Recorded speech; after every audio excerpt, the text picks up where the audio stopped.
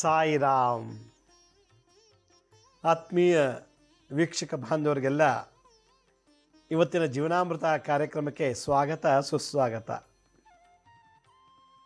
ವೀಕ್ಷಕರೇ, ನಾನು ನಿನ್ನೆ ಸಂಚಿಕೆಯಲ್ಲಿ ನಾವು ಮಾಡೋಂಥ ಕೆಲಸಕ್ಕೆ ಮನಸ್ಸನ್ನು ಕುಗ್ಗಿಸ್ಬಿಡ್ತಾರೆ. ಮನಸ್ಸಲ್ಲಿ ಇಲ್ಲದೆಲ್ಲ ಚಿಂತೆ ಮಾಡಿ ಮಾಡಿ ಮಾಡಿ ಕೊರಗಬೇಕು. ನಾವು ಆ ಲೆವೆಲ್ಗೆ ನಮಗೆ ಶತ್ರುಗಳು ತೊಂದರೆ ಕೊಡ್ತೇವೆ, ನಾವು ಕೆಲಸ ಮಾಡಬಾರ್ದು ಅಂತ. ಕೆಲವರು ನಮಗೆ ಹೊಡೆದು ಬಡ್ದು ಹಿಂಸೆ ಕೊಡ್ತಾರೆ, ನಾವು ಕೆಲಸ ಮಾಡಬಾರ್ದು ಅಂತೇಳಿ. ಕೆಲವರು ಚಾಡಿ ಹೇಳಿ ಏನೋ ಒಂದು ಮಾಡಿ ನಾವು ಮಾಡೋ ಕೆಲಸಕ್ಕೆ ಅಡ್ಡ ತಂದುಬಿಟ್ಟು ಕೆಲಸನೇ ಮಾಡಬಾರ್ದು ಅಂತಾರೆ. ನಮ್ಮ ಜನಬಲನ ನಂಗೆ ಗೊತ್ತಿರೋ ಫ್ರೆಂಡ್ಸ್ಗಳಿಗೆಲ್ಲ ಚಾಡಿ ಹೇಳಿ ನನ್ನಿಂದ ದೂರ ಆಗೋಂಗೆ ಮಾಡಿಬಿಡ್ತಾರೆ. ಅದು ಇದು ಹೆದರಿಸಿ ಬೆದರಿಸಿ ನನ್ನ ಮಾನಸಿಕ ಚಿಂತೆ ಕೊಡ್ತಾರೆ. ಭೌತಿಕವಾಗಿ ಫಿಸಿಕಲ್ಲಾಗಿ ಚೆನ್ನಾಗಿ ಹೊಡೆದು ಬಡ್ದು ನಾನು ಕೆಲಸ ಮಾಡಬಾರ್ದು ಅಂತೇಳಿ ರೋಡಿಸಮ್ ಮಾಡಿ ನನಗೆ ತೊಂದರೆ ಕೊಡ್ತಾರೆ. ನಾನು ಮಾಡಬೇಕಾದಂಥ ಕೆಲಸಕ್ಕೆಲ್ಲ ಹಲವಾರು ಉಪಾಯಗಳನ್ನು ಕುತಂತ್ರಗಳನ್ನು ಮಾಡಿ ನನ್ನ ಕೆಲಸ ಹಾಳು ಮಾಡ್ತಾರೆ, ಇಲ್ಲ ಮಾಟ ಮಂತ್ರ ಮಾಡಿ ನನ್ನ ಕೆಲಸ ಹಾಳು ಮಾಡಿಬಿಡ್ತಾರೆ. ಇದಿಷ್ಟನ್ನು ಗೆಲ್ಲಬೇಕು. ಇಂಥ ಸವಾಲುಗಳಲ್ಲಿ ನಾವು ಗೆಲ್ಲಬೇಕು ಅಂತಂದರೆ ಪಾಶುಪತಾಸ್ತ್ರ ಮಂತ್ರ ಜಪ ಮಾಡಬೇಕು, ತಂತ್ರ ಮಾಡಬೇಕು ಅಂತೇಳಿ ನಾನೆನ್ನೆ ಹೇಳಿಕೊಟ್ಟಿದ್ದೆ. ಇವಾಗ ಈ ಹೊಸ ವರ್ಷ ಇದೆಯಲ್ಲ, ನಮಗೆ ಈ ಹೊಸ ವರ್ಷದಲ್ಲಿ ಸಂಬಂಧಗಳಲ್ಲಿ ಬಿರುಕು ಬೀಳುತ್ತದೆ ಅಂತ ನನ್ನ ಅಭಿಪ್ರಾಯ. ವಿಶ್ವಾಸವನ್ನು ನಾವು ಕಳ್ಕೊಂಡ್ಬಿಡ್ತೀವಿ. ಹೆಂಡತಿ ಮೇಲೆ ವಿಶ್ವಾಸ ಇಲ್ಲ, ಗಂಡನ ಮೇಲೆ ವಿಶ್ವಾಸ, ನಂಬಿಕೆ ಇಲ್ಲ, ಮಕ್ಕಳ ಮೇಲೆ ವಿಶ್ವಾಸ ಇಲ್ಲ. ಆ ಒಂದು ಪ್ರಾಬ್ಲಮ್ಮು ಈ ವರ್ಷ ಎದ್ದು ಕಾಣುತ್ತೆ ಮನೆಗಳಲ್ಲಿ ನಮ್ಮ ಪ್ರಕಾರ. ಉದಾಹರಣೆಗೆ, ನನ್ನೊಬ್ಬರು ಭೇಟಿ ಮಾಡಿದ್ರು. ನಾನು ನನ್ನ ಗಂಡ ಇಬ್ಬರು ಪ್ರೀತಿಸಿ ಮದುವೆ ಆಗಿರೋದು. ನಾವು ಭಾಳ ವರ್ಷದಿಂದ ಪ್ರೀತಿ ಮಾಡಿ ಒಬ್ರಿಗೊಬ್ರು ಅರ್ಥ ಮಾಡಿಕೊಂಡು ನಾವು ಮದುವೆ ಆದ್ವಿ. ಜಾತಿ ಬೇರೆ ಇದೆ, ಆದರೂ ಮದುವೆ ಆದ್ವಿ. ಮನೆಯವರು, ನನ್ನ ಮನೆಯವರು ಕೂಡ ನಿಂತು ಮದುವೆ ಮಾಡಿಕೊಟ್ಟಿದ್ದಾರೆ. ನನ್ನ ಗಂಡನ ಕಡೆಯವರು ಕೂಡ ಬಂದು ನನ್ನನ್ನು ಮದುವೆ ಮಾಡಿಸ್ಕೊಂಡು ಕರ್ಕೊಂಡೋಗಿದ್ದಾರೆ. ಲವ್ ಮಾಡಿದ್ವಿ, ಅರೇಂಜ್ ಮ್ಯಾರೇಜ್ ಆಗಿದೆ. ಆದರೆ ಇಷ್ಟೆಲ್ಲ ಲವ್ ಮಾಡಿ ಮದುವೆ ಆದಮೇಲೆ ಇವತ್ತು ನನ್ನ ಗಂಡ ದಿನ ಮೊಬೈಲಲ್ಲಿ ಯಾರ ಜೊತೆಲೂ ಚಾಟ್ ಮಾಡ್ತಾನೆ, ಯಾವಳ ಜೊತೆಲೂ ವಿಡಿಯೋ ಕಾಲ್ ಮಾಡ್ತಾನೆ, ಒಳ್ಳೆ ಗಂಡ ಹೆಂಡತಿ ಥರ ಮಾತಾಡ್ತಾರೆ. ಇದೆಲ್ಲಕ್ಕಿಂತ ಹೆಚ್ಚಾಗಿ ಮನೆಗೆ ಲೇಟಾಗಿ ಬರ್ತಾನೆ. ಮುಂಚಿನಷ್ಟು ಪ್ರೀತಿ ನನ್ನ ಮೇಲಿಲ್ಲ. ಇದ್ರೆ ಇರು, ಇಲ್ದರು ಹೋಗು ಅಂತಾನೆ ನನ್ನ ಗಂಡ. ಎಷ್ಟು ಪ್ರೀತಿ ಮಾಡ್ತಿದ್ದ, ಎಷ್ಟು ಕಾಳಜಿ ತಗೋತಿದ್ದ. ಆ ಕೇರ್ನೆಸ್ ಇಲ್ಲ ಇವತ್ತು ನನ್ನ ಜೀವನದಲ್ಲಿ. ಕೇಳಿದ್ರೆ, ನಿಂಗೇನು ಕಮ್ಮಿ ಮಾಡಿದ್ದೀನಿ, ಮನೆಯಲ್ವಾ ಇರೋ, ಊಟ ತಿಂಡಿ ಕೊಡ್ತಿಲ್ವಾ, ನಾನು ದುಡ್ಕೊಂಬಂದು ಹಾಕ್ತಿಲ್ವಾ, ನಿನಗೇನು ಸಂಕಟ, ನೀವು ಅವ್ರ ಜೊತೆ ಹೋಗ್ತೀರಾ, ಇವ್ರ ಜೊತೆ ಮಾತಾಡ್ತೀರಾ, ಅವಳು ಇವಳು ಅಲ್ಲಿ ಇಲ್ಲಿ ಅಂತೆಲ್ಲ ಹೇಳ್ತೀರಾ. ಭಾಳ ಜನ ನೋಡಿದ್ದಾರೆ, ಪ್ರತ್ಯಕ್ಷವಾಗಿ ನೀನು ಇನ್ನೊಬ್ಳು ಕೂರಿಸ್ಕೊಂಡು ಓಡಾಡೋದು, ಇನ್ನೊಬ್ಳ ಜೊತೆ ಶಾಪಿಂಗ್ ಮಾಡೋದು, ಇನ್ನೊಬ್ಳ ಜೊತೆ ಹೋಟ್ಲಲ್ಲಿ ಕೂತಿರೋದು. ಭಾಳ ಜನ ಬಂದು ನನಗೆ ಹೇಳಿದ್ದಾರೆ. ನಾನು ನೋಡಿದ್ದೀನಿ, ನೀವು ಫೋನಲ್ಲಿ ಚಾಟ್ ಮಾಡೋದು, ವಿಡಿಯೋ ಕಾಲ್ ಮಾಡೋದು, ಎಲ್ಲ ಮಾಡೋದು. ನಾನು ಒಂದು ಸಲ ಬಸ್ ಸ್ಟ್ಯಾಂಡ್ ಹತ್ರ ನೋಡಿದೆ, ನೀವು ಯಾರನ್ನೋ ವೆಯ್ಟ್ ಮಾಡಿ ಅವಳನ್ನ ಕಾಲಕ್ಕೆ ಕರ್ಕೊಂಡು ಹೋದ್ರಿ ನೀವು. ಇದೆಲ್ಲ ಅವಳು ಗಂಡ ಮಾತಾಡೋದು ಕೇಳಿಸ್ಕೊಂಡ್ಬಿಟ್ಟಿದ್ದಾಳೆ. ಬಸ್ ಸ್ಟ್ಯಾಂಡ್ ಹತ್ರ ಬಾ, ಇನ್ನೊಂದು 1 ಅವರಲ್ಲಿ ನಾನು ಅಲ್ಲಿಗೆ ಬರ್ತೀನಿ ಅಂತ. ಇವನು ಹೋದ, ಇವಳಿಂದ ಗಂಡ ಹೋದ್ಮೇಲೆ ಗಂಡನಿಂದ ಇವಳು ಹೋಗಿದ್ದಾಳೆ ಬೇರೆ ಆಟೋದಲ್ಲಿ. ಬಸ್ ಸ್ಟ್ಯಾಂಡ್ ಹತ್ರ ಹೋಗಿ ನಿಂತಿದ್ದಾಳೆ, ಗೊತ್ತಾಗ್ದಂಗೆ ಗಂಡ. ಅವಳು ಯಾವಳನ್ನ ಕೂರಿಸ್ಕೊಂಡು ಗಂಡ ಇನ್ನೊಬ್ಳ ಜೊತೆ ಹೊರಟಿದ್ದಾನೆ. ಎಲ್ಲಿಗೆ ಹೋದ್ರು ಏನು ಗೊತ್ತಿಲ್ಲ. ಹೋಗಿ 3 ಡೇಸ್ ಆದಮೇಲೆ ಮನೆಗೆ ಬರ್ತಾನೆ. 3 ದಿನದ ಎಲ್ಲಿ ಹೋಗಿದ್ರಿ, ನಾನು ಯಾವುದೋ ಒಂದು ಕೆಲಸದ ಮೇಲೆ ಫ್ರೆಂಡ್ ಊರಿಗೆ ಹೋಗಿದ್ದೆ, ಅದಕ್ಕೆ ಲೇಟಾಗಿ ಬಂದೆ ಅಂತ ಹೇಳ್ತಾನೆ. ಹೀಗೆ ಪ್ರತ್ಯಕ್ಷವಾಗಿ ನೋಡಿ ಕೆಲವು ಟೈಮ್ ನಾವು ಪ್ರೀತಿ ವಿಶ್ವಾಸನ ನಾವು ಕಳ್ಕೊಂಡ್ಬಿಡ್ತೀವಿ. ಈಗ ಅವಳಿಗೆ ಗಂಡನ ಮೇಲೆ ನಂಬಿಕೆ ಇಲ್ಲ. ನಾನು ಎಂಥ ತಪ್ಪು ಮಾಡಿದೆ, ಲವ್ ಮಾಡಿ ಇಂಥವ್ರ ಮದುವೆ ಮಾಡ್ಕೊಂಡಲ್ಲ, ಹಿಂಗಾಗೋಯ್ತಲ್ಲ ನನ್ನ ಲೈಫು ಅಂಥೇಳಿ ಈಗ ಗಂಡನ ಬಗ್ಗೆ ಅಷ್ಟು ಕಾಳಜಿ ಇಲ್ಲ, ವಿಶ್ವಾಸ ಪ್ರೀತಿ ಇಲ್ಲ ಗಂಡನ ಮೇಲೆ. ಇದು ಒಂದು ಸ್ಟೋರಿ. ಇನ್ನೊಂದು, ಗಂಡ ಆಫೀಸ್ಗೆ ಹೋದ್ಮೇಲೆ ಹೆಂಡತಿ ಬೇರೆ ಬೇರೆ ಹುಡುಗರ ಜೊತೆ ಬೇರೆ ಬೇರೆ ಗಂಡಸ್ರ ಜೊತೆ ಸವಾಸದಲ್ಲಿದ್ದಾಳೆ. ನನ್ನ ಸ್ವಂತ ಸಂಬಂಧದಲ್ಲೇ ಇದ್ಲು, ನಾನು ನಮ್ಮ ಸ್ವಂತ ಸಂಬಂಧ ಒಳ್ಳೆ ಹುಡುಗಿ, ಒಳ್ಳೆ ಬ್ಯಾಕ್ಗ್ರೌಂಡ್ ಇದೆ ಅಂಥೇಳಿ ಮದುವೆ ಮಾಡಿಕೊಂಡ್ರೆ ನಾನು ಊರಲ್ಲಿ ಇಲ್ದಾಗ, ನಾನು ಕೆಲಸಕ್ಕೆ ಹೋದಾಗ ಯಾರ್ಯಾರೋ ಗಂಡಸು ಬರ್ತಾರೆ, ಗಂಟುಗಟ್ಟಲೆ ಮನೇಲಿರ್ತಾರೆ, ನನ್ನ ಹೆಂಡತಿ ಸರಿ ಇಲ್ಲ, ನಡತೆಗೆಟ್ಟವಳು, ಆದ್ದರಿಂದ ನಾನು ಇವಳ ಜೊತೆ ಇರೋಕ್ಕೆ ಇಷ್ಟ ಇಲ್ಲ, ಈಗ ಹೆಂಡತಿ ಮೇಲೆ ವಿಶ್ವಾಸ ಇಲ್ಲ. ನೀನು ಹೆಂಗೆ ನೋಡಿದೆಯಪ್ಪ ಅಂತಂದರೆ ನನಗೆ ಆಜುಬಾಜುವ್ರು ಹೇಳ್ತಾರೆ, ಯಾರು ಹೋಗ್ತಾರೆ ಯಾರು ಬರ್ತಾರೆ ಅಂತ ಎದುರುಗಡೆ ಮನೆ CCTV ನನಗೆ ಗೊತ್ತಾಯಿತು ಅಂತ ಹೇಳ್ತಾರೆ. CCTV ಎದುರುಗಡೆ ಮನೇಲಿ ಯಾಕಿದ್ದಾರೆ? ಇವ್ರ ಮನೆ ಗೇಟ್ ಓಪನ್ ಮಾಡಿದಾಗ ಅಲ್ಲಿ ಕಾಣುತ್ತೆ ಯಾರು ಹೋಗ್ತಾರೆ ಯಾರು ಬರ್ತಾರೆ, ಎಷ್ಟೊತ್ತಿಗೆ ಬಂದ, ಎಷ್ಟೊತ್ತಿಗೆ ಎಕ್ಸಿಟ್ ಆದ ಅನ್ನೋದೆಲ್ಲ ಅವನು ರೀವೈಂಡ್ ಮಾಡಿ ಎದುರುಗಡೆ ಮನೇಲಿ ನೋಡಿದ್ದಾರೆ. ಎದುರುಗಡೆ ಮನೆಯವರೇ ಅವ್ರಿಗೆ ಹೇಳಿರೋದು, ನಿಮ್ಮ ಹೆಂಡತಿ ನೀವು ಹೋದ್ಮೇಲೆ ಯಾರ್ಯಾರೋ ಬಂದು ಹೋಗ್ತಾರೆ ಮನೆಗೆ ಅಂಥೇಳಿ. ಸಡನ್ನಾಗಿ CCTV ಹಾಕ್ಬಿಟ್ರೆ ಕಷ್ಟ ಅಂದ್ಬಿಟ್ಟು ಎದುರುಗಡೆ ಮನೆ CCTV ಮುಖಾಂತರ ನಮ್ಮ ಮನೆಗೆ ಯಾರು ಹೋಗ್ತಾರೆ ಯಾರು ಬರ್ತಾರೆ. ಅವಳು ಹೇಳ್ತಾಳೆ, ಹೌದು ನನಗಿಷ್ಟ, ಯಾರ್ಯಾರೋ ಬರ್ತಾರೆ ಹೋಗ್ತಾರೆ, ನನ್ನ ಫ್ರೆಂಡ್ಸ್ ಅವರು ಬಂದು ಮಾತಾಡ್ಸ್ಕೊಂಡು ಹೋಗ್ತಾರೆ ಅಂತ ಹೇಳ್ತಾರೆ. ಯಾಕೆ ಬರಬೇಕು ಮದುವೆ ಆದಮೇಲೆ ಫ್ರೆಂಡ್ಸು ಗಂಡಸು ಮನೆಯೊಳಗೆ ಅಂತಂದರೆ ಯಾಕೆ ಬರಬಾರ್ದಾ ಅಂತಾಗ ಹೆಂಡ್ತಿ. ಕೊನೆಗೆ ಯಾವಾಗ ಒಂದು ನಿಜಾಂಶ ಗೊತ್ತಾಯಿತು, ನನ್ನ ಹೆಂಡತಿ ಸರಿ ಇಲ್ಲ, ನಡತೆಗೆಟ್ಟೋಳು ಅಂತ, ಗಂಡನ್ನೇ ಸಾಯಿಸೋಕೆ ಹೊರಟೋಗ್ಬಿಟ್ಟಿದ್ದಾಳೆ. ಇನ್ನೆಲ್ಲ ಕಡೆ ಪ್ರಚಾರ ಮಾಡಿದಾಗ ಅವಮಾನ ಮಾಡ್ತಾರೆ ನನ್ನ ಗಂಡನೇ ಅಂತೇಳಿ ಗಂಡನ್ನೇ ಸಾಯಿಸೋಕೆ ಹೊರಟ್ಬಿಟ್ಟಿದ್ದಾಳೆ. ಅದು ಗೊತ್ತಾದ ವಿಷಯದಲ್ಲಿ ಇಮಿಡಿಯೇಟಾಗಿ ಪೊಲೀಸ್ ಕಂಪ್ಲೇಂಟ್ ಎಲ್ಲ ಕೊಟ್ಟು, ಮತ್ತು ಅವ್ರ ಕಡೆಯವರೆಲ್ಲ ತನ್ನ ಹೆಂಡತಿ ತಂದೆ ತಾಯಿ ಅವನ್ನೆಲ್ಲ ಕರೆಸಿ ಮಾತಾಡಿಸಿ ಸಾಕ್ಷಿ ಆಧಾರ ಸಮೇತ ಅವಳ ಫೋನ್ ಕಾಂಟ್ಯಾಕ್ಟು ಕಾಲ್ ಲಿಸ್ಟೆಲ್ಲ ತೆಗೆಸಿ ಎಲ್ಲ ಮಾಡಿದಾಗ ಅವಳಿಗೆ ಪರಪುರುಷರ ಸಂಬಂಧ ಇದೆ ಅಂತ ಗೊತ್ತಾಯಿತು.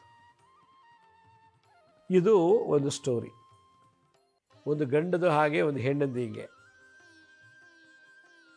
ನಾವು ಯಾರನ್ನು ತುಂಬ ಇಷ್ಟಪಟ್ಟು ಪ್ರೀತಿಸ್ತೀವೋ ಕೆಲವೊಮ್ಮೆ ದೂರ ಹೋಗ್ಬಿಟ್ರೆ ಭಾಳ ಬೇಜಾರಾಗಿಬಿಡ್ತದೆ. ತುಂಬ ಇಷ್ಟಪಟ್ಟು ಪ್ರೀತಿ ಮಾಡಿ ಮದುವೆ ಮಾಡ್ಕೊಳ್ತೀವಿ, ಅವಳು ಹೇಳ್ತಾಳೆ ನಾನು ನಿಮ್ಮ ಜೊತೆ ಇರೋದಿಲ್ಲ. ಯಾಕೆ? ನಿಮ್ಮಮ್ಮ ಸರಿ ಇಲ್ಲ, ಅತ್ತೆ ಸರಿ ಇಲ್ಲ, ಮಾವ ಸರಿ ಇಲ್ಲ. ತುಂಬ ಇಷ್ಟಪಟ್ಟು ಲವ್ ಮಾಡಿ ಮದುವೆ ಮಾಡ್ಕೊಂಡ್ಮೇಲೆ ಅವಳು ಗಂಡನ ಬಿಟ್ಟು ಹೊಟ್ಟೋಗ್ತಾಳೆ ಅಪ್ಪನ ಮನೆಗೆ. ಯಾಕೆ? ನಿಮ್ಮ ಅಪ್ಪ ಅಮ್ಮ ನಮ್ಗೆ ತುಂಬ ಹಿಂಸೆ ಕೊಡ್ತಾರೆ ಅಂಥೇಳಿ. ಸೊ ಪ್ರೀತಿಸಿದವರು ನಮ್ಮನ್ನು ದೂರ ಮಾಡಿದಾಗ ಹೆಂಡತಿ ಮನೆ ಬಿಟ್ಟು ಹೋದ್ಲು, ಗಂಡ ಈಗ ಹೆಂಡತಿ ಬೇಕು, ತುಂಬ ಇಷ್ಟ ಹೆಂಡತಿ ಕಂಡ್ರೆ, ಆದರೆ ಅವಳು ಬರ್ತಿಲ್ಲ. ಇದೇ ಥರ ಎಷ್ಟೋ ಕಡೆ ಗಂಡ ಹೆಂಡತಿ ಬಿಟ್ಟು ಬೇರೆ ಕಡೆ ಹೋಗಿದ್ದಾನೆ, ಭಾಳಷ್ಟಿವೆ. ಈ ರೀತಿ ಕೇವಲ ಒಂದು ಪ್ರೀತಿಗೋಸ್ಕರ ನಾವು ಏನೇನೋ ತ್ಯಾಗ ಮಾಡಿಬಿಡ್ತೀವಿ, ಏನೇನೋ ಮಾಡಿ ಅವಮಾನಕ್ಕೆ ಒಳಗಾಗ್ಬಿಡ್ತೀವಿ, ಏನೋ ತಪ್ಪು ಮಾಡಿ ನಾವು ಇವತ್ತು ಸಮಾಜದಲ್ಲಿ ಕೆಟ್ಟ ಹೆಸರು ತಗೊಬಿಡ್ತೀವಿ. ಆದ್ದರಿಂದ ಇವತ್ತಿನ ಸಂಚಿಕೆಯಲ್ಲಿ ಪ್ರೀತಿ ಎಷ್ಟು ಇಂಪಾರ್ಟೆಂಟ್ ಅಂತ ನಾನು ಹೇಳಿ ಹೊರಡ್ತಾ ಇದ್ದೀನಿ.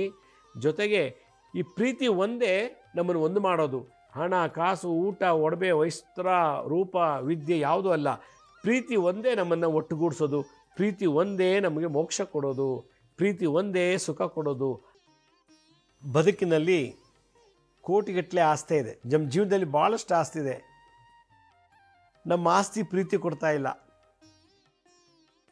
ನನ್ನ ಬಂಧು ಬಳಗ ಭಾಳಷ್ಟು ಜನ ಇದ್ದಾರೆ, ಅಪ್ಪನ ಕಡೆ ಬಂಧು ಬಳಗ, ಅಮ್ಮನ ಕಡೆ ಬಂಧು ಬಳಗ, ಅವ್ರು ಯಾರು ಪ್ರೀತಿ ತೋರಿಸ್ತಿಲ್ಲ, ಒಂದು ದಿನ ಒಂದು ನಗ್ನಗ್ತಾ ಮಾತಾಡಿಸಿಲ್ಲ, ಕರೆದು ಒಂದು ತುತ್ತು ಅನ್ನ ಹಾಕಿಲ್ಲ, ಒಂದು ತುಂಡು ಬಟ್ಟೆ ಕೊಟ್ಟಿಲ್ಲ. ಅವ್ರು ಭಾಳಷ್ಟು ಬಳಗ ಇದೆ, ಬಂಧುಗಳಿದ್ದಾರೆ. ಭಾಳಷ್ಟು ಸ್ನೇಹಿತರಿದ್ದಾರೆ ನನಗೆ, ಒಂದಿನೂ ನಗ್ನಗ್ತಾ ಖುಷಿಯಾಗಿ, ಹಾಯ್ ಲಕ್ಷ್ಮೀ ಶ್ರೀನಿವಾಸ್ ಹೇಗಿದ್ಯಾ, ನಿನ್ನ ಕಷ್ಟ ಏನು, ನಿನ್ನ ಸುಖ ಏನು, ನಮ್ಮ ಕಡೆ ಏನೋ ಸಪೋರ್ಟ್ ಬೇಕಾ, ದುಡ್ಡು ಕೊಡ್ಬೇಡ್ರಪ್ಪ, ಪ್ರೀತಿಯಿಂದ ಲಕ್ಷ್ಮೀ ಶ್ರೀನಿವಾಸ್ ಅಂತ ಮಾತಾಡೋ ಸಾಕು. ಆ ಪ್ರೀತಿ ನನಗೇನೋ ಒಂಥರ ಇನ್ಸ್ಪಿರೇಷನ್ ಆಗುತ್ತೆ. ಎಷ್ಟೋ ಜನ ವಿದ್ಯಾವಂತರಂತಾರೆ, ವಿದ್ಯೆ ನಮ್ಮ ಪಡೆದಂಥವ್ರು, ಜ್ಞಾನಿಗಳು, ಡಿಗ್ರಿ ಪಡೆದಂಥವ್ರು ಇವತ್ತು ಮೋಸಕ್ಕೆ ವಂಚನೆ ಆಗಿದ್ದಾರೆ, ಇದು ಪ್ರೀತಿಗೆ ವಂಚನೆ ಆಗಿದ್ದಾರೆ. ಪ್ರೀತಿಗೋಸ್ಕರ ಮೋಸ ಹೋಗ್ಬಿಟ್ಟಿದ್ದಾರೆ, ಹಣ ಕಳ್ಕೊಂಡಿದ್ದಾರೆ, ಸ್ಥಾನಮಾನ ಹೋಯಿತು, ಜೈಲು, ಕೋರ್ಟು, ಪೊಲೀಸ್ ಸ್ಟೇಷನ್ ಎಲ್ಲ ಸುತ್ತಿದ್ದಾರೆ. ಕಾರಣ ಆ ಪ್ರೀತಿ. ಪ್ರೀತಿ ಅಂದ್ರೇನು? ಒಂದು ನಂಬಿಕೆ, ಒಂದು ವಿಶ್ವಾಸ. ಯಾರು ನಮಗೋಸ್ಕರ ಹತ್ತು ಕರೆದು ಓಡೋಡಿ ಬಂದು ನಮ್ಮ ಜೊತೆ ಸೇರಿಕೊಳ್ತಾರೋ ಅದು ನಿಜವಾದ ಪ್ರೀತಿ. ನಮ್ಮ ಜೊತೆಲೇ ಇದ್ದು ನಾನು ಸರಿ ಇಲ್ಲ ಅವ್ನು ಸರಿ ಇಲ್ಲ ಅಂತೇಳಿ ನಂಬಿಟ್ಬಿಟ್ಟು ಯಾರು ಹೋಗ್ತಾರೋ ಅದು ನಿಜವಾದ ಪ್ರೀತಿ ಅಲ್ಲ. ನಾವೇನು ಒಂದು ತಿಳ್ಕೊಳಕ್ಕೆ ಬಂದಿದ್ದಾರೋ ಅಂತ ಜನ ಅಷ್ಟೇ. 5 ವರ್ಷ ಲವ್ ಮಾಡಿಬಿಟ್ಟು ಇವಾಗ ಮನೆ ಬಿಟ್ಟು ಹೋದ್ಲು, ಗಂಡನ ಬಿಟ್ಟು ಹೋದ್ಲು. 7-8 ವರ್ಷ ಲವ್ ಮಾಡಿ ಮದುವೆ ಮಾಡಿಕೊಂಡ್ರು. ಹೆಂಡತಿ ಬಿಟ್ಬಿಟ್ಟು ಇನ್ನೊಬ್ಬರ ಜೊತೆ ಹೋದ ಅವನು. ಮತ್ತು ಪ್ರೀತಿಗೆ ಬೆಲೆ ಏನು? ಮತ್ತು ಯಾಕೆ ಲವ್ ಮಾಡಿದ್ದು ನೀವು? 5-6 ವರ್ಷ ಯಾಕೆ ಲವ್ ಮಾಡಿದ್ರಿ ನೀವು? ಯಾಕೆ ಲವ್ ಮಾಡಬೇಕಿತ್ತು? ಲವ್ ಮಾಡ್ದೇ ಮದುವೆ ಮಾಡಿಕೊಂಡು ಇವತ್ತು 60-70 ವರ್ಷ ಬಾಳೆ ಬದುಕಿ ಮಕ್ಕಳು ಮೊಮ್ಮಕ್ಕಳು ನೋಡಿದ್ದಾರೆ. 5, 6, 8 ವರ್ಷ ಲವ್ ಮಾಡಿ ಇವತ್ತು ಮದುವೆ ಮಕ್ಕಳು ಆಗಿಲ್ಲ, ಆಗಲೇ ಡೈವರ್ಸು, ಆಗಲೇ ಗಂಡ ಮನೆಗೆ ಹೋಗಿದ್ದು ಬಿಟ್ಟು ಅಪ್ಪನ ಮನೆಗೆ ಹೋದ್ಲು, ಇವನು ಹೆಂಡತಿ ಬಿಟ್ಟು ಬೇರೆ ಕಡೆ ಹೋದ. ಹೀಗೆ ಇವೆಲ್ಲ ನೋಡಿದಾಗ ಆ ಪ್ರೀತಿಗೆ ಬೆಲೆ ಹೋಗಿದೆ ಇವತ್ತು. ಇದಕ್ಕೆಲ್ಲ ಮೂಲ ಕಾರಣ ಏನು? ಕರ್ಮ ಸಿದ್ಧಾಂತ ಪ್ರಕಾರ ಪೂರ್ವ ಜನ್ಮದಲ್ಲಿ ನಾವು ಬೇರೆಯವರ ಆಸೆ ಆಕಾಂಕ್ಷೆಗಳಿಗೆ ನಾವು ಭಂಗ ಮಾಡಿದರೆ, ತೊಂದರೆ ಕೊಟ್ಟಿದ್ರೆ, ಹಿಂಸೆ ಕೊಟ್ಟಿದ್ರೆ, ಹಿಂಸೆ ಅಂದರೆ 2, ಮಾನಸಿಕವಾಗಿ ದೈಹಿಕವಾಗಿ, ಮನಸ್ಸಿಗೂ ಮತ್ತು ದೇಹಕ್ಕೂ ಹಿಂಸೆ ಕೊಟ್ಟಿದ್ರೆ ಈ ಜನ್ಮದಲ್ಲಿ ಆ ಕರ್ಮ ಆ ಟೈಮ್ ಬರೋದು ಕಾಯ್ತಾ ಇರ್ತದೆ. ಟೈಮ್ ಬಂದಮೇಲೆ ಬ್ಲಾಸ್ಟ್ ಆಗಿಬಿಡ್ತದೆ. ಆದ್ದರಿಂದ ಪ್ರೀತಿ ಅನ್ನೋದೇ ಜಗತ್ತಲ್ಲಿ ಅತ್ಯಂತ ಮಹಾದ ಐಶ್ವರ್ಯ, ಅತಿ ದೊಡ್ಡ ಸಂಪತ್ತು ಪ್ರೀತಿ. ಅವ್ರು ಯಾರೋ ಒಬ್ಬರು ಹೇಳ್ತಾ ಇದ್ರು, ನನ್ನ ಗಂಡನಿಗೆ ತಿಂಗಳಿಗೆ 10-15 ಲಕ್ಷ ರೂಪಾಯಿ ಆದಾಯ ಇದೆ, ಅಷ್ಟು ದೊಡ್ಡ ಬಿಸ್ನೆಸ್ ಮಾಡ್ತಾರೆ. ನನ್ನ ಗಂಡ ಕರೋಡ್ಪತಿ. ಅವರು ನಮ್ಮ ಮನೆ ಬರೋದು ವಾರಕ್ಕೊಂದ್ಸಲ ಅಂದರು. ಹೆಂಡ್ತಿ ಮಕ್ಳು ಕೇಳೋದಕ್ಕೆ ನಮ್ಮ ಅಪ್ಪನ ನೋಡೋದೇ ಯಾವಾಗಲೂ ಒಂದ್ಸಲ ನೋಡ್ತೀವಿ, ಡ್ಯಾಡಿ ಯಾವಾಗ ಬರ್ತಾರೋ ಯಾವಾಗ ಹೋಗ್ತಾರೋ ಗೊತ್ತಿಲ್ಲ ಅಂಥೇಳಿ. ಕೋಟಿಗಟ್ಟಲೆ ಆಸ್ತಿದೆ.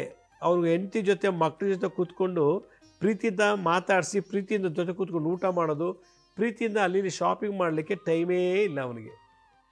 ಅವರೀಗ ಯಾರು ಪ್ರೀತಿ ಕೊಡ್ತಾರೆ ಅಂತ ಕಾಯ್ತಾ ಕೂತಿದ್ದಾರೆ ಮಕ್ಕಳು ಮತ್ತು ಹೆಂಡತಿ. ನಮ್ಮನ್ನು ಯಾರು ಪ್ರೀತಿಸ್ತಾರೆ ಅಂತ. ಅವನಿಗೆ ಬಿಸ್ನೆಸ್ಸಲ್ಲಿ ಬ್ಯುಸಿ, ಫಾರಿನ್ ಟ್ರಿಪ್ಪಲ್ಲಿ ಬ್ಯುಸಿ. ಅವನಿಗೆ ಮನೆ ಹೆಂಡತಿ ಮಕ್ಕಳನ್ನ ಒಂಥರ ಗೆಸ್ಟ್ ಇದ್ದಾಗೆ, ಏನೋ ಬಂದ ಮೀಟ್ ಮಾಡ್ದೆ ಕೂತ್ಕೊಂಡಂತ. ಅವನಿಗೆ ಮೀಟಿಂಗ್ ಹೋಗ್ತಾನೆ ಎಲ್ಲ ಕಡೆ, ದೇಶದಲ್ಲಿ ಆ ದೇಶ ಈ ದೇಶ ಎಲ್ಲ ಮೀಟಿಂಗ್ ಹೋಗ್ತಾನೆ, ಅವ್ರಿಗೆ ಮೀಟ್ ಮಾಡಿ ಬರ್ತಾನೆ. ಹಾಗೆ ಮನೆಗೆ ಬರ್ತಾನೆ, ಹೆಂಡತಿ ಮೀಟ್ ಮಾಡ್ದೆ, ಮಕ್ಕಳು ಮೀಟ್ದೆ, ನೆಕ್ಸ್ಟ್ ಡೇ ಬೆಳಗ್ಗೆ ಫ್ಲೈಟಲ್ಲಿ ತೊಟ್ಟೋಗ್ತಾ ಇರ್ತಾನೆ. ಅವ್ರಿಗೀಗ ಗಂಡನ ಪ್ರೀತಿ ಇಲ್ಲ, ಮಕ್ಕಳಿಗೆ ಅಪ್ಪನ ಪ್ರೀತಿ ಇಲ್ಲ. ಇದು ಒಂದು ಕರ್ಮ. ಕೋಟಿಗಟ್ಟಲೆ ಆಸ್ತಿ ಇದೆ, ಗಂಡನ ಪ್ರೀತಿ, ಅಪ್ಪನಿಗೆ ಮಕ್ಕಳಿಗೆ ಅಪ್ಪನ ಪ್ರೀತಿ ಇಲ್ಲ. ಅದರಲ್ಲಿ ಅವ್ರವ್ರ ಜಾತಿಲಿ ಅದೊಂದು ದೋಷ. ಪ್ರೀತಿ ಕೊಡೋರು ಯಾರು? ಶುಕ್ರ ಗ್ರಹ. ಶುಕ್ರ ಲವ್ ಮಾಡೋವಂಥವನು, ಪ್ರೀತಿ ತೋರಿಸೋವಂಥವನು, ಕೇರ್ ಮಾಡೋವಂಥವನು. ಆದ್ದರಿಂದ ಶುಕ್ರ ಗ್ರಹದ ದೋಷ ಇರ್ತದೆ. ಅವನು ಯಾರೋ ಒಬ್ಬರು ನನ್ನ ಹತ್ರ ಬಂದು ಭೇಟಿ ಮಾಡಿದ್ರು ಈಗ ಒಂದು 15 ದಿವಸದಿಂದ. ಜಮಖಂಡಿ ಅಂತೇಳಿ, ಜಮಖಂಡಿಯಿಂದ ಬಂದಿದ್ರು ಪಾಪ. ಅವರು ಮದುವೆ ಆಗಿ 6 ತಿಂಗಳಾಯ್ತಂತೆ. 6 ತಿಂಗಳಲ್ಲಿ ಚೆನ್ನಾಗಿ ನೋಡ್ಕೊಂಡಿದ್ಲಂತೆ, ಚೆನ್ನಾಗಿದ್ಲಂತೆ. ಇದಕ್ಕಿದ್ದಾಗ ಒಂದು ರಾತ್ರಿ ಅವಳ ಮನೆಯಿಂದ ಪತ್ತೆ ಇಲ್ಲ, ಎಲ್ಲೋ ಹೋಗ್ಬಿಟ್ಟಿದ್ದಾಳೆ. ಆಮೇಲೆ ಯಾರಿಗೋ ಗೊತ್ತಾಯಿತು ಅವನು ಯಾರ ಜೊತೆಲೂ ಇದ್ದಾಳೆ ಹಾಗೆ ಹೀಗೆ ಅಂತೇಳಿ. ಚೆನ್ನಾಗಿ ನೋಡ್ಕೊಳ್ತಿದ್ದಂತೆ ಹೆಂಡ್ತಿ ಯಾವನ ಜೊತೆ ಓಡೋದಾಗ ಇವ್ನು ಭಾಳ ಬೇಜಾರಾಯಿತು.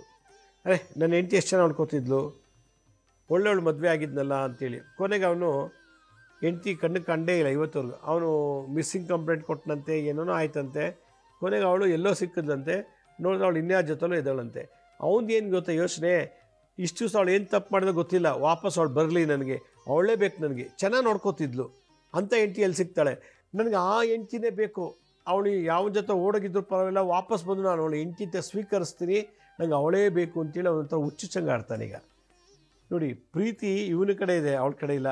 ಅವಳು ಚೆನ್ನಾಗೇ ಇದ್ಲಂತೆ, ಯಾತಕ್ಕೆ ಓಡೋದು ಅಂತ ಗೊತ್ತಾಗ್ತಿಲ್ಲ. ಅದಕ್ಕೆ ಕೇಳಕ್ಕೆ ಭೇಟಿ ಮಾಡಿದ್ರು. ಬರ್ತಾಳೆ, ಇವತ್ತಲ್ಲ ನಾಳೆ ಬರ್ತಾಳೆ. ಯಾಕಂದರೆ ಎಲ್ಲಿ ಪ್ರೀತಿ ಇದೆಯೋ ಅಲ್ಲಿ ಶಕ್ತಿ ಇರ್ತದೆ, ಸತ್ಯ ಇರ್ತದೆ. ಎಲ್ಲಿ ಪ್ರೀತಿ ಇರುವೋ ಅಲ್ಲಿ ಬರೀ ಸುಳ್ಳು, ಡಾಂಬಿಕ, ಬರೀ ಡ್ರಾಮಾ ಮತ್ತು ಅಸತ್ಯ. ನಿಜವಾದ ಪ್ರೀತಿ ಯಾವತ್ತೂ ಗೆಲ್ಲುತ್ತೆ. ಡಬಲ್ ಗೇಮು ಮತ್ತು ಏನೋ ಒಂದು ಆಮಿಷ ತೋರಿಸಿ, ಏನೋ ಒಂದು ಆಸೆ ತೋರಿಸಿ ನಾವು ವಶಪಡಿಸ್ಕೊಳಕ್ಕಾಗಲ್ಲ. ಈಗ ಅವಳು ಯಾರ ಜೊತೆ ಓಡೋಗಿದ್ದಾಳಲ್ಲ, ಅವನು ಎಷ್ಟು ದಿವಸ ಇರ್ತಾನೆ ಇವನ ಜೊತೆ ಗೊತ್ತಿಲ್ಲ. ಅವನು ಏನು ಆಸೆ ತೋರಿಸಿ ಕರ್ಕೊಂಡು ಹೋಗಿದ್ದಾನೋ ಗೊತ್ತಿಲ್ಲ. ಅದ್ರ ಪ್ರಕಾರ ಇದ್ದರೆ ಓಕೆ, ಇಲ್ಲ ಅಂದರೆ ಅವಳು ವಾಪಸ್ ಇವನತ್ತಕ್ಕೆ ಬರಬೇಕು. ಆಗ ಅವಳಿಗೂ ಅನಿಸುತ್ತೆ, ನಂಗೆ ಆ ಗಂಡನೇ ಎಷ್ಟು ಚೆಂದ ಅಲ್ಲ, ಇವನು ಕಟ್ಕೊಂಡು ಇವನ ಜೊತೆ ಓಡಿ ಬಂದಲ್ಲ ಅಂತೇಳಿ. ಆದರೂ ಇವನು ಅವಳನ್ನ ಸೇರ್ಸೋಕ್ಕೆ ರೆಡಿ ಇದ್ದಾನೆ, ಮತ್ತೆ ಹೆಂಡ್ತಿ ಅಂತ ಒಪ್ಕೊಳ್ಳೋಕೆ ರೆಡಿ ಇದ್ದಾನೆ, ಮತ್ತೆ ಅವಳು ನನ್ನ ಹತ್ರ ಬರಲಿ ಅಂತ ಬೇಡ್ತಾ ಇದ್ದಾನೆ. ಇದು ಪ್ರೀತಿಗಿರೋ ಬೆಲೆ. ಆದ್ದರಿಂದ ಎಲ್ಲರೂ ಲವ್ ಮಾಡೋದು ದೊಡ್ಡದಲ್ಲ, ರಿಯಲ್ ಲವ್ ಬರಬೇಕು, ಶುದ್ಧ ಪರಿಶುದ್ಧವಾದಂಥ ಪ್ರೀತಿ ಇರಬೇಕು. ಆ ಪ್ರೀತಿ ನಮಗೆ ಲೈಫ್ ಲಾಂಗ್ ಸಪೋರ್ಟ್ ಮಾಡುತ್ತೆ. ಒಂದು ಪ್ರೀತಿ ದೈವ ಬಲ ಇದ್ದಾಗೆ. ಹೇಗೆ ನಾವು ಜಪ ತಪ ಮಾಡಿ ದೈವ ಶಕ್ತಿಯನ್ನು ಪಡಿತೀವೋ ಹಾಗೆ ಪ್ರೀತಿಯಿಂದ ಇಡೀ ಜಗತ್ತನ್ನೇ ಗೆಲ್ಲಬಹುದು, ಪ್ರೀತಿಯಿಂದ ಸಕಲವೂ ಗೆಲ್ಲಬಹುದು. ಅಷ್ಟು ಪವರ್ ಇದೆ ಪ್ರೀತಿಗೆ. ಆ ಪ್ರೀತಿಗೆ ನಾವು ಭಂಗ ತರಬಾರ್ದು. ಮನುಷ್ಯನಿಗೆ ಊಟ ಇಲ್ಲ ಅಂದ್ರೂ ಪರವಾಗಿಲ್ಲ, ಒಳ್ಳೆ ಪ್ರೀತಿ ತೋರಿಸಿದ್ರೆ ಹಸಿವು ಕೂಡ ಮಾಯ ಆಗುತ್ತಂತೆ. ಹೊಟ್ಟೆ ಹಸಿವು ಕೂಡ ಒಳ್ಳೆ ಪ್ರೀತಿಯಿಂದ ಮಾತಾಡಿಬಿಟ್ರೆ ಹಸಿವು ಮಾಯ ಆಗುತ್ತಂತೆ. ಒಂದು ದೊಡ್ಡ ಕಾಯಿಲೆ ಬಂದಿರ್ತದೆ, ಯಾಕೆ ಈ ಕಾಯಿಲೆ ಬಂತು, ಯಾಕೆ ತಿಂದು ಕಾಯಿಲೆ ಬರ್ಸ್ಕೊಂಡೆ ನೀನು ಮನುಷ್ಯನ ಅಂಥವ್ನು ನಿಂತು ಅಂತ ಬಯ್ಯೋ ಬದಲು ಪ್ರೀತಿನ ನಗ್ನಗ್ತಾ ಮಾತಾಡಿಸ್ಬಿಟ್ರೆ ಆ ಕಾಯಿಲೆ ಅಲ್ಲೇ ಹೊಟ್ಟೋಗುತ್ತಂತೆ. ಅಷ್ಟು ಪವರ್ ಇದೆ ಪ್ರೀತಿಲಿರೋ ಹೀಲಿಂಗ್ ಎನರ್ಜಿ, ಪ್ರೀತಿಯಲ್ಲಿ ವಾಸ ಮಾಡುವಂಥ ಶಕ್ತಿ, ಪ್ರೀತಿಯಲ್ಲಿ ಗೆಲ್ಲುವಂಥ ಶಕ್ತಿ, ಪ್ರೀತಿಯಲ್ಲಿ ವಶೀಕರಣ ಮಾಡುವಂಥ ಶಕ್ತಿ, ಪ್ರೀತಿಯಲ್ಲಿ ಎಲ್ಲರೂ ಒಟ್ಟಿಗೆ ಸೇರಿಸುವಂಥ ಶಕ್ತಿ, ಇಂಟಿಗ್ರೇಷನ್ ಅಂತಾರೆ ಅದಕ್ಕೆ. ಅಷ್ಟು ಶಕ್ತಿ ಇನ್ಯಾವುದಕ್ಕೂ ಜಗತ್ತಿನಲ್ಲಿಲ್ಲ. ಆದ್ದರಿಂದ ನಮ್ಮನ್ನು ಯಾರು ಪ್ರೀತಿಸ್ತಾರೋ ನಾವು ಪ್ರೀತಿಸಬೇಕು. ನಮ್ಮನ್ನು ಪ್ರೀತಿ ಮಾಡ್ತಿದ್ದು ನಮ್ಮ ಕೈ ಬಿಟ್ಬಿಟ್ರೆ ಅವ್ರು ಮತ್ತೆ ನಮ್ಮ ಪ್ರೀತಿ ಮಾಡೋ ಥರ ಬೇಡ್ಕೋಬೇಕು. ನಮಗೆ ಪ್ರೀತಿಯಿಂದಲೇ ಎಲ್ಲ ಸುಖ ಕೊಟ್ಟಿದ್ರೆ, ಆನಂದ ಸುಖ ಎಲ್ಲವನ್ನೂ ಪ್ರೀತಿಯಿಂದ ಜ್ಞಾನ ಹಂಚಿರ್ತಾರೆ, ಪ್ರೀತಿಯಿಂದ ಹಣ ಕೊಟ್ಟಿರ್ತಾರೆ, ಪ್ರೀತಿಯಿಂದ ಗಿಫ್ಟ್ ಮಾಡಿರ್ತಾರೆ, ಪ್ರೀತಿಯಿಂದ ಒಂದು ಕೆಲಸ ಕೊಡಿಸಿರ್ತಾರೆ. ಅಂಥವ್ರಿಗೆ ನಾವು ತೊಂದರೆ ಮಾಡಬಾರ್ದು ಅನ್ನೋದೇ ಶಾಸ್ತ್ರ. ಅದರಿಂದ ನಮ್ಮಲ್ಲಿ ಪ್ರೀತಿ ಹೆಚ್ಚಿಗೆ ಆಗಬೇಕು, ನಮ್ಮ ಪ್ರೀತಿಗೆ ಭಂಗ ಬರಬಾರ್ದು. ಪ್ರೀತಿಗೆ ಚಾಡಿ ಮಾತು, ಬೇರೆ ಅಂಶಗಳಿಂದ ನಾವು ಪ್ರೀತಿನ ನಾಶ ಮಾಡ್ಕೋಬಾರ್ದು ಅಂತಂದರೆ ಏನು ಮಾಡಬೇಕಪ್ಪ ಅಂತಂದರೆ, ಒಂದು ಸಿಹಿ ಕಲ್ಸಕ್ಕರೆ ಅಥವಾ ಒಣ ದ್ರಾಕ್ಷಿ ಯಾವ್ದಾದ್ರು ಒಂದು ಕಲ್ಸಕ್ಕರೆ ತಗೊಳ್ಳಿ, ಇಲ್ಲ ಒಣ ದ್ರಾಕ್ಷಿ ತಗೊಳ್ಳಿ, ಏನೂ ಇಲ್ವಾ ಬೆಲ್ಲದ ತುಂಡು, ಆ ಬೆಲ್ಲದ ತುಂಡು ಕೈಲಿಟ್ಕೊಂಡು ಪೂರ್ವಕ್ಕೆ ಅಲ್ಲಿ ಉತ್ತರಕ್ಕೆ ಮುಖ ಮಾಡ್ಕೊಂಡು ಕಣ್ಣು ಮುಚ್ಕೊಂಡು ಓಂ ಗೋಪಿ ರಮಣನಾಥಾಯ ಸ್ವಾಹ, ಓಂ ಗೋಪಿ ರಮಣನಾಥಾಯ ಸ್ವಾಹ, ಓಂ ಗೋಪಿ ರಮಣನಾಥಾಯ ಸ್ವಾಹ, ಓಂ ಗೋಪಿ ರಮಣನಾಥಾಯ ಸ್ವಾಹ, ಓಂ ಗೋಪಿ ರಮಣನಾಥಾಯ ಸ್ವಾಹ ಅಂಥೇಳಿ ಜಪ ಮಾಡಿ ಅದನ್ನು ಕೃಷ್ಣನ ಮುಂದೆ ಇಟ್ಟು ಪೂಜೆ ಮಾಡಬೇಕಂತೆ. ಆ ಜಪ ಮಾಡಿರೋಂಥ ಒಣದ್ರಾಕ್ಷಿ ಕಲ್ಸಕ್ಕರೆ ಬೆಲ್ಲ ಪೂಜೆ ಮಾಡಿದ್ಮೇಲೆ ಎಲ್ಲ ನಿಮ್ಗೆ ಹೆಂಗೆ ಬೇಕೋ ಹಂಗೆ ಪೂಜೆ ಮಾಡಿದ್ಮೇಲೆ ಆ ದ್ರಾಕ್ಷಿ ಅಥವಾ ಬೆಲ್ಲದ ತುಂಡು ಅಥವಾ ಕಲ್ಸಕ್ಕರೆನ ಮನೆ ಮಂದಿಯವರಿಗೆಲ್ಲ ನಿಮಗೆಲ್ಲ ಬಂಧು ಮಿತ್ರರಿಗೆ ಸಿಹಿ ಹಂಚೋದ್ರಿಂದ ಎಲ್ಲರಿಂದಲೂ ನಿಮಗೆ ಪ್ರೀತಿ ಲಭ್ಯ ಆಗುತ್ತಂತೆ. ಶತ್ರುಗಳಿರೋ ಎಲ್ಲಿ ಪ್ರೀತಿ ಇರುತ್ತೋ ಶತ್ರು ಇರೋದಿಲ್ಲ, ಎಲ್ಲಿ ಪ್ರೀತಿ ಇರುತ್ತೋ ದರಿದ್ರ ಇರೋದಿಲ್ಲ, ಎಲ್ಲಿ ಪ್ರೀತಿ ಇರುತ್ತೋ ಮನಸ್ತಾಪ ಇರೋದಿಲ್ಲ, ಎಲ್ಲಿ ಪ್ರೀತಿ ಇರುತ್ತೋ ಬಾಂಧವ್ಯಕ್ಕೆ ಧಕ್ಕೆ ಬರೋದಿಲ್ಲ. ಅದು ಅಪ್ಪ ಅಮ್ಮ ಇರ್ಬೋದು, ಅಣ್ಣ ತಮ್ಮ ಅಕ್ಕ ತಂಗಿ. ಅದರಿಂದ ಪ್ರೀತಿಯೇ ಸರ್ವಸ್ವ, ಪ್ರೀತಿ ಮುಂದೆ ಇನ್ಯಾವುದೂ ಇಲ್ಲ ಜಗತ್ತು. ಲವ್ ಇಸ್ ಇನ್ಫಿನೇಟ್ ಅಂತ ಹೇಳ್ಬಿಟ್ರು. ಅದರಿಂದ ಈ ಮಂತ್ರ ಹೇಳಿ ಪ್ರತಿ ಶನಿವಾರ ಮನೆಯಲ್ಲಿ ಕೃಷ್ಣನಿಗೆ ಪೂಜೆ ಮಾಡಿ ಈ ಒಂದು ಪ್ರಸಾದವನ್ನು ದೇವ್ರ ಮಂತ್ರ ಹಾಕಿದ್ದನ್ನು ದೇವ್ರ ನೈವೇದ್ಯ ಹೇಳಬೇಕು. ಮಂತ್ರ ಮಾಡಿಬಿಟ್ಟು ಇದು ಬೆಲ್ಲದ ತುಂಡು ಅಥವಾ ಬೆಲ್ಲ, ಕಲ್ಸಕ್ಕರೆ ಅಥವಾ ಒಣದ್ರಾಕ್ಷಿ ಮೂರು ಇಡಿ ಪರವಾಗಿಲ್ಲ, ಇಟ್ಬಿಟ್ಟು ಮಂತ್ರ ಹೇಳ್ಬಿಟ್ಟು ಜಪ ಮಾಡಿಬಿಟ್ಟು ತೊಗೊಂಡು ಕೃಷ್ಣನಿಗೆ ನೈವೇದ್ಯ ಮಾಡಿ. ಅದು ಮಡಿಯಿಂದ ಮಂತ್ರ ಆಗಿರ್ತದೆ. ಅದು ಆ ಪ್ರಸಾದ ಮಂತ್ರದಿಂದ ಮಡಿಯಾಗಿ ಭಗವಂತ ಅವನು ಅದಕ್ಕೆ ಆಶೀರ್ವಾದ ಮಾಡ್ತಂತೆ. ಗೋಪಿಕಾ ಸ್ತ್ರೀಯರು ನಿಮಗೆ ಪ್ರೀತಿ ತೋರಿಸ್ತಿದಂತೆ. ಕೃಷ್ಣನಿಗೊಬ್ಬನಿಗೆ ಗೊತ್ತು ಪ್ರೀತಿ ಅಂದರೆ ಏನಂತ ಜಗತ್ತಿನಲ್ಲಿ. ಅಷ್ಟು ಜನ ಫ್ಯಾನ್ ಇದ್ರು ಅವ್ರಿಗೆ, 16,000 ಗೋಪಿಕಾ ಸ್ತ್ರೀಯರು. ಆ ಪ್ರೀತಿಗೆ ಮ್ಯಾನೇಜರ್ ಬಾಸ್ ಆಗಿರುವಂಥವನು ಕೃಷ್ಣ. ಅದರಿಂದ ಓಂ ಗೋಪಿ ರಮಣನಾಥಾಯ ಸ್ವಾಹ, ಓಂ ಗೋಪಿ ರಮಣನಾಥಾಯ ಸ್ವಾಹ ಹೇಳ್ತಾ ಹೇಳ್ತಾ ಮಗುಗೆ ಈಗಲಿಂದ ಅನ್ನ ತಿನ್ನಿಸುವಾಗಿ ಮಂತ್ರ ಹೇಳಿ ಅನ್ನ ತಿನ್ನಿಸ್ರೆ ಆ ಮಗು ಅಮ್ಮನ ತುಂಬ ಪ್ರೀತಿ ಮಾಡುತ್ತೆ. ಮಕ್ಕಳ ತಂದೆ ತಾಯಿನ ಚೆನ್ನಾಗಿ ಪ್ರೀತಿ ಮಾಡಬೇಕು, ನೋಡ್ಕೋಬೇಕು ಅಂದರೆ ಚಿಕ್ಕ ವಯಸ್ಸಲ್ಲಿ ಇದು ಮಂತ್ರ ಹೇಳ್ಕೊಡ್ತಿರ್ಬೇಕು. ಯಾರೂ ನಮ್ಗೆ ಶತ್ರು ಆಗಬಾರ್ದು ಜೀವನದಲ್ಲಿ, ಯಾರಿಗೂ ನಮ್ಗೆ ತೊಂದರೆ ಕೊಡಬಾರ್ದು. ಪ್ರೀತಿ ಬಿಟ್ಟರೆ ಬೇರೆ ಏನೂ ಇಲ್ಲ ಅಂತ ಜೀವನ ಪೂರ್ತಿ ಆನಂದ ಉಲ್ಲಾಸದಿಂದ ಅನುಭವಿಸಿದವನಿಗೆ ಮೋಕ್ಷ ಪ್ರಾಪ್ತಿ ಆಗ್ತದಂತೆ. ಇದು ಉಪನಿಷತ್ತಲ್ಲಿ ಹೇಳ್ತಾರೆ. ಅದರಿಂದ ಏನೇ ಕಳ್ಕೊಂಡ್ರು ಪ್ರೀತಿ ಕಳ್ಕೋಬಾರ್ದು. ಏನೂ ಇಲ್ಲ ನನ್ನ ಹತ್ರ, ಅದು ಪ್ರೀತಿ ಕೊಡೋ ಜನ ಇದ್ದಾರಲ್ಲ ಅದೇ ಕೋಟಿಗಟ್ಟಲೆ ಆಸ್ತಿ ಅನ್ನೋ ಭಾವನೆ ಬರುವಂಥ ಪ್ರೀತಿಸುವಂಥ ಜನ ನಮ್ಮ ಅಕೌಂಟಲ್ಲಿ ಇರಬೇಕು, ನಮ್ಮ ಬ್ಯಾಲೆನ್ಸಲ್ಲಿ ಇರಬೇಕದು.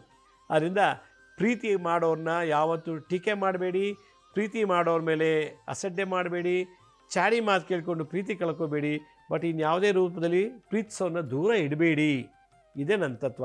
ಏಕೆಂದರೆ ಒಂದು ಪ್ರೀತಿ 10 ಆನೆ ಬಲ ಕೊಡುತ್ತಂತೆ, ಒಂದು ಲವ್ 1000 ಆನೆಗಳ ಬಲ ಕೊಡುತ್ತದಂತೆ, ಒಂದು ಲವ್ 1,00,000 ಅಶ್ವ, 1,00,000 ಕುದುರೆ ಹೇಗಿದೋ ಅದ್ರ ಪವರು ಬರುತ್ತಂತೆ ಈ ಲವ್ ಅನ್ನೋ ಅರ್ಥದಲ್ಲಿ. ಅದರಿಂದ love is a great, love is a wealth ಅಂತ ಹೇಳ್ತಾರೆ, ಲವ್ ಇಸ್ ಅ ಪೀಸ್ ಅಂತ ಹೇಳ್ತೀನಿ ನಾನು. ಲವ್ ಅನ್ನೋದು ಒಂದು ಶಾಂತಿ ಸೂಚಕ, ಲವ್ ಅನ್ನೋದು ದೊಡ್ಡ ಎನರ್ಜಿ, ಲವ್ ಅನ್ನೋದು ದೊಡ್ಡ ಸಂಪತ್ತು, ಲವ್ ಅನ್ನೋದು ದೊಡ್ಡ ಗ್ರೇಟ್ ಅಚೀವ್ ಮಾಡುವಂಥ ಒಂದು ಎನರ್ಜಿ ಅಂತ ನಾನು ಹೇಳ್ತೀವಿ. ಅದರಿಂದ ಈ ಮಂತ್ರ, ಈ ತಂತ್ರ ನೀವು ಮಾಡ್ತಾ ಇತ್ತು ಅಂದರೆ ಜಗತ್ತಿನ ಯಾರೂ ಶತ್ರುಗಳು ಇರಲ್ಲ. ಶತ್ರುಗಳು ಮಿತ್ರರಾಗಿ ನಿಮ್ಮ ಲವ್ ಮಾಡ್ತಾರೆ. ಎಲ್ಲರೂ ನಿಮ್ಮ ಲವ್ ಮಾಡ್ತಾರೆ ಅಂದರೆ ಏನರ್ಥ? ನಿಮ್ಮನ್ನು ನಂಬಿದ್ದಾರೆ, ನಿಮ್ಮನ್ನು ಕೇರ್ ಮಾಡ್ತಿದ್ದಾರೆ, ನಿಮ್ಮಲ್ಲಿ ವಿಶ್ವಾಸ ಇದೆ, ನಿಮ್ಮನ್ನು ಯಾವತ್ತೂ ಗೌರವಿಸ್ತಾ ಇದ್ದಾರೆ ಇಂದ. ಲವ್ ಅಂದರೆ ರೆಸ್ಪೆಕ್ಟ್, ಲವ್ ಅಂದರೆ ಕೇರ್, ಲವ್ ಅಂದರೆ ಬಿಲೀಫ್ ಅಂತ, ಲವ್ ಅಂದರೆ ಟ್ರಸ್ಟ್ ಅಂತ. ಆದ್ದರಿಂದ ಆ ಲವ್ ಅನ್ನೋದಕ್ಕೆ ಜಗತ್ತಿನಲ್ಲಿ ಹಸಿವಿಗೆ ಕೊನೆ ಇದೆ, ದಾಹಕ್ಕೆ ಕೊನೆ ಇದೆ, ಐಶ್ವರ್ಯಕ್ಕೆ ಕೊನೆ ಇದೆ, ಪ್ರೀತಿಗೆ ಕೊನೆ ಇಲ್ಲ. ಆದ್ದರಿಂದ ಪ್ರೀತಿ ಅಮರ ಅಂತ ಹೇಳ್ತಾ ಇವತ್ತಿನ ಸಂಚಿಕೆ ಮುಗಿಸ್ತಾ ಇದ್ದೀನಿ. ನಮ್ಮ ಹಳೆ ಸಂಚಿಕೆಗಳು ಯಾರು ನೋಡೋಕ್ಕಾಗಿಲ್ವೋ ನಮ್ಮ ಶಿರ್ಡಿ ಸಾಯಿ ಭಿಕ್ಷಾ ಕೇಂದ್ರ ಮತ್ತು ಹೆಲ್ತ್ ಸೈನ್ಸ್ ಅಂತ ಎರಡು ಯೂಟ್ಯೂಬ್ ಚಾನಲ್ ಇದೆ. ಇದ್ರ ಜೊತೆಗೆ SSBK ಜ್ಞಾನೋದಯ ಅಂತ ಒಂದು ಮ್ಯೂಸಿಕ್ ಚಾನಲ್ ಇದೆ. 3ಕ್ಕೆ ಸಬ್ಸ್ಕ್ರೈಬ್ ಮಾಡ್ಕೊಳ್ಳಿ, ಪಕ್ಕದಲ್ಲಿರೋ ಬೆಲ್ ಬಟನ್ ಪ್ರೆಸ್ ಮಾಡಿ, ನೋಡಾದ್ಮೇಲೆ ಲೈಕ್ ಅನ್ನೋ ಬಟನ್ ಪ್ರೆಸ್ ಮಾಡಿ. ನೀವು ಆ ಲೈಕ್ ಅನ್ನೋ ಬಟನ್ ಪ್ರೆಸ್ ಮಾಡಿದ್ರೆ ನೀವು ನನ್ನ ಲೈಕ್ ಮಾಡ್ತಿದ್ದೀರಾ ಅಂತ ಅರ್ಥ. ಅದೇ ನೀವು ನನ್ನ ಕೊಡೋ ಒಂದು ಗಿಫ್ಟ್. ಅದರಿಂದ ಪ್ರತಿಯೊಬ್ಬರು ಲೈಕ್ ಅನ್ನೋ ಬಟನ್ ಪ್ರೆಸ್ ಮಾಡಿ. ಆಮೇಲೆ ಫೇಸ್ಬುಕ್ಕು, ಇನ್ಸ್ಟಾಗ್ರಾಮು, ಟ್ವಿಟ್ಟರು, ಲಿಂಕ್ಡ್ಇನ್ ಕೂಡ ನಾವು ಟೈಮ್ ಟು ಟೈಮ್ ಎಲ್ಲ ಎಪಿಸೋಡ್ಸ್ ಅಪ್ಲೋಡ್ ಮಾಡ್ತಾ ಇದ್ದೀವಿ. ಯಾರಿಗೆ ಅಪಾಯಿಂಟ್ಮೆಂಟ್ ಬೇಕೋ ಅವರು ನಮ್ಮ www.laxmishrivas.in ಅಂತ ನೀವೇ ಲಾಗಿನ್ ಆಗಿ ಆ ಡೇ ಟು ಟೈಮ್ ನೀವೇ ಅಪಾಯಿಂಟ್ಮೆಂಟ್ ಮಾಡ್ಕೊಳ್ಳಿ ಅಂತ ಹೇಳ್ತಾ ಇವತ್ತನ್ನು ಸಂಚಿಕೆ ಮುಗಿಸ್ತಾ ಇದ್ದೀನಿ.